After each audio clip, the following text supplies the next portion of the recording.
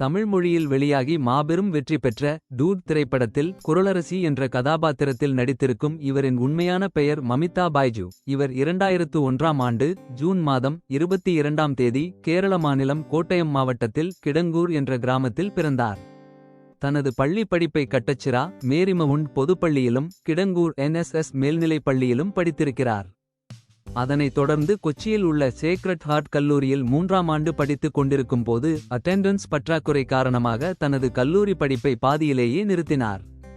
சிறு வயது முதலே கிளாசிக்கல் நடனம் மற்றும் பள்ளி கல்லூரி கலாச்சார நிகழ்ச்சிகளில் சிறந்து விளங்கிய அவர் சிறிய கதாபாத்திரங்களில் தனது இயல்பான நடிப்பை வெளிப்படுத்தியதன் மூலம் இயக்குனர்களின் கவனத்தை ஈர்த்தார். முதலில் 2017ஆம் ஆண்டு வெளியான சர்வோபரி பாலக்காரன் என்ற படத்தின் மூலம் மலையாள சினிமாவில் அறிமுகமானார். அதனைத் தொடர்ந்து இவர் நடிப்பில் 2024ஆம் ஆண்டு வெளியான பிரேமலு என்ற திரைப்படம் மாபெரும் வெற்றி பெற்று தென்னிந்திய அளவில் இவருக்கான ரசிகர் பட்டாளத்தை உருவாக்கியது.